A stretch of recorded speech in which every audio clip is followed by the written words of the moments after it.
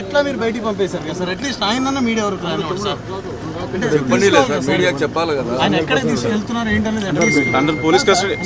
Only he is under custody కదా, not proper, not appropriate. ఇంకా పోలే కదా సార్. ఇప్పుడు కేడర్ అంతా ఆందోళనలో ఉన్నారు. Please cooperate. గొడవ జరగకుండా నేను కూడా చెప్పాలి కదా. ఆల్రెడీ మీడియాతో చెప్పాలి. రాష్ట్ర ప్రజలకు ఏం చెప్తారు మీరు ఈ సందర్భంలో? నేను రాష్ట్ర ప్రజలకు అందరికీ విజ్ఞప్తి చేస్తున్నా, నేను ప్రజా సమస్యలపైన పోరాడుతున్నాను. ఈ ప్రభుత్వం అణగదొక్కాలనే ఉద్దేశంతో తప్పుడు కేసులు పెట్టి ఈరోజు నన్ను కావాలని అరెస్ట్ చేసే పరిస్థితి తీసుకొచ్చారు. ఇప్పటికే కొన్ని వందల మందిని అరెస్ట్ చేశారు. ఇది ప్రభుత్వం అణచివేసే విధానం తప్ప ఇంకోటి కాదు. ఇది చాలా బాధాకరం. దీన్ని నేను చాలా బాధపడుతూ చెప్తున్నా. ప్రజలు కూడా సమయాన్ని పాటించండి, కార్యకర్తలు కూడా సమయాన్ని పాటించమని కోరుతున్నా. మీరు అన్నదాన్ని సరే తమ్ముడు అర్థమైంది కదా, మీరు ఆ మాత్రం తీసుకు